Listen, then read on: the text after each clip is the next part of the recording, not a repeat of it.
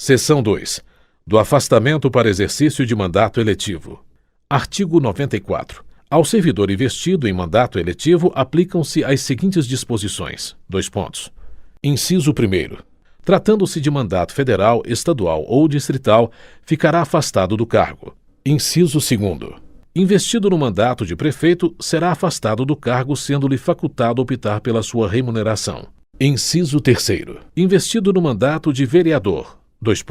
Alínea A. Havendo compatibilidade de horário, perceberá as vantagens de seu cargo sem prejuízo da remuneração do cargo eletivo. Alínea B. Não havendo compatibilidade de horário, será afastado do cargo, sendo-lhe facultado optar pela sua remuneração. Parágrafo 1º. No caso de afastamento do cargo, o servidor contribuirá para a Seguridade Social como se em exercício estivesse. Parágrafo 2º. O servidor investido em mandato eletivo ou classista não poderá ser removido ou redistribuído de ofício para localidade diversa daquela onde exerce o mandato. Seção 3. Do afastamento para estudo ou missão no exterior. Artigo 95. O servidor não poderá ausentar-se do país para estudo ou missão oficial sem autorização do Presidente da República, presidente dos órgãos do Poder Legislativo e presidente do Supremo Tribunal Federal. Parágrafo 1º. A ausência não excederá a 4 anos e finda a missão ou estudo, somente decorrido igual período, será permitida nova ausência. Parágrafo 2º. Ao servidor beneficiado pelo disposto neste artigo, não será concedida exoneração ou licença para tratar de interesse particular antes de decorrido período igual ao do afastamento, ressalvada a hipótese de ressarcimento da despesa havida com seu afastamento. Parágrafo 3º. O disposto neste artigo não se aplica aos servidores da carreira diplomática. Parágrafo 4º. As hipóteses, condições e formas para a autorização de que trata este artigo, inclusive no que se refere à remuneração do servidor, serão disciplinadas em regulamento. Abre parênteses. Parágrafo incluído pela Lei nº 9.527, de 10 de dezembro de 1997. Fecha parênteses. Artigo 96. O afastamento de servidor para servir em organismo internacional de que o Brasil participe ou com o qual coopere dar-se-á com perda total da remuneração. Seção 4. Do afastamento para participação em programa de pós-graduação stricto sensu do país. Abre parênteses. Seção acrescida pela medida provisória número 441, de 29 de agosto de 2008, convertida na Lei nº 11.907, de 2 de fevereiro de 2009. Fecha parênteses.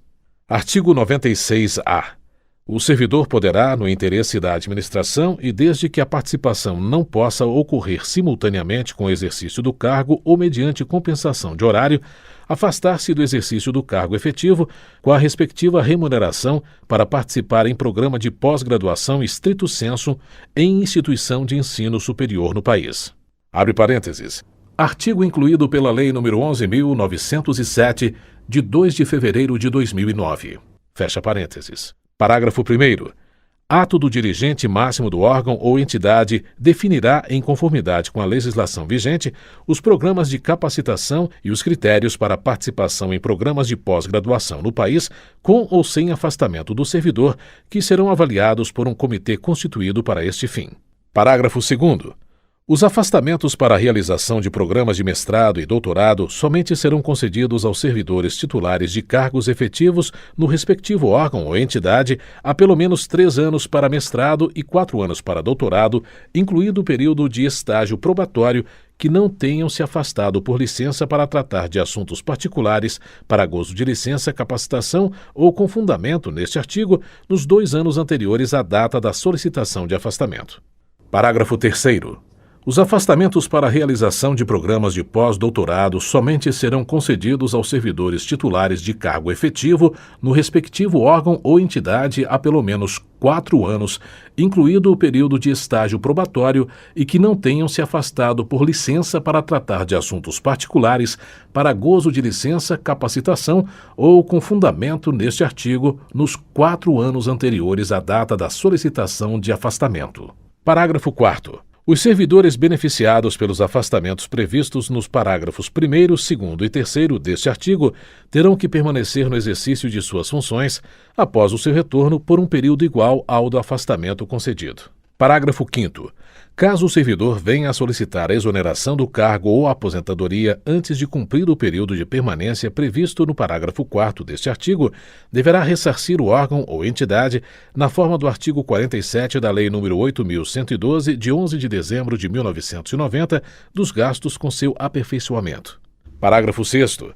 Caso o servidor não obtenha o título ou grau que justificou seu afastamento no período previsto, aplica-se o disposto no parágrafo 5º deste artigo, salvo na hipótese comprovada de força maior ou de caso fortuito, a critério do dirigente máximo do órgão ou entidade. Parágrafo 7º. Aplica-se a participação em programa de pós-graduação no exterior, autorizado nos termos do artigo 95 desta lei e disposto nos parágrafos 1º a 6º deste artigo. Capítulo 6. Das concessões. Artigo 97. Sem qualquer prejuízo, poderá o servidor ausentar-se do serviço. Inciso 1º. Por 1 dia para doação de sangue. Inciso 2º. Por 2 dias para se alistar como eleitor. Inciso 3º. Por 8 dias consecutivos em razão de: alínea A. Casamento. Alínea B. Falecimento do cônjuge, companheiro, pais, madrasta ou padrasto, filhos, enteados, menor sob guarda ou tutela e irmãos. Artigo 98. Será concedido horário especial ao servidor estudante quando comprovada a incompatibilidade entre o horário escolar e o da repartição, sem prejuízo do exercício do cargo. Parágrafo 1º. Para efeito do disposto neste artigo, será exigida a compensação de horário no órgão ou entidade que tiver exercício, respeitada a duração semanal do trabalho. Abre parênteses. Parágrafo único transformado em parágrafo 1º com nova redação dada pela Lei nº 9.527, de 10 de dezembro de 1997. Fecha parênteses. Parágrafo 2º. Também será concedido horário especial ao servidor portador de deficiência quando comprovada a necessidade por junta médica oficial, independentemente de compensação de horário. Abre parênteses. Parágrafo acrescido pela Lei nº 9.527, de 10 de dezembro de 1997. Fecha parênteses. Parágrafo 3º. As disposições do parágrafo anterior são extensivas ao servidor que tenha cônjuge, filho ou dependente portador de deficiência física, exigindo-se, porém, neste caso, compensação de horário na forma do inciso 2º do artigo 44. Abre parênteses. Parágrafo acrescido pela Lei nº 9.527, de 10 de dezembro de 1997. Fecha parênteses. Parágrafo 4º. Será igualmente concedido horário especial vinculado à compensação de horário a ser efetivada no prazo de até 1 ano ao servidor que desempenhe atividade prevista nos incisos 1º e 2º do caput do artigo 76-A desta lei. Abre parênteses. Parágrafo acrescido pela Lei nº 11.314, de 3 de julho de 2006 e com nova redação dada pela Lei nº 11.501, de 11 de julho de 2007. Fecha parênteses. Artigo 99. Ao servidor estudante que mudar de sede no interesse da administração, é assegurada, na localidade da nova residência ou na mais próxima, matrícula em instituição de ensino congênere em qualquer época, independentemente de vaga. Parágrafo único. O disposto neste artigo estende-se ao cônjuge ou companheiro, aos filhos ou enteados do servidor que vivam na sua companhia, bem como aos menores sob sua guarda, com autorização judicial. Capítulo 7. Do tempo de serviço. Artigo 100. É contado para todos os efeitos o tempo de serviço público federal, inclusive o prestado às Forças Armadas. Artigo 101. A apuração do tempo de serviço será feita em dias, que serão convertidos em anos, considerado o ano como de 365 dias. Parágrafo único. Abre parênteses. Revogado pela Lei nº 9.527, de 10 de dezembro de 1997. Fecha parênteses. Artigo 102. Além das ausências ao serviço previstas no artigo 97, são considerados como de efetivo exercício os afastamentos em virtude de: Inciso 1º. Férias. Inciso 2º. Exercício de cargo em comissão ou equivalente em órgão ou entidade dos poderes da União, dos Estados, municípios e Distrito Federal. Inciso 3º. Exercício de cargo ou função de governo ou administração em qualquer parte do território nacional por nomeação do Presidente da República. Inciso 4º. Participação em programa de treinamento regularmente instituído ou em programa de pós-graduação estrito sensu no país, conforme dispuser o regulamento. Abre parênteses. Inciso com redação dada pela Lei nº 11.907, de 2 de fevereiro de 2009. Fecha parênteses. Inciso quinto. Desempenho de mandato eletivo federal, estadual, municipal ou do Distrito Federal, exceto para promoção por merecimento. Inciso sexto. Júri e outros serviços obrigatórios por lei.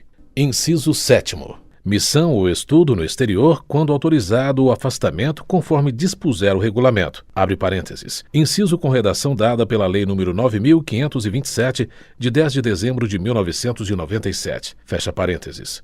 Inciso oitavo. Licença. Dois pontos. Alínea A gestante, a adotante e a paternidade. Alínea B. Para tratamento da própria saúde até o limite de 24 meses cumulativo ao longo do tempo de serviço público prestado à União em cargo de provimento efetivo. Abre parênteses. Alínea com redação dada pela Lei nº 9.527, de 10 de dezembro de 1997.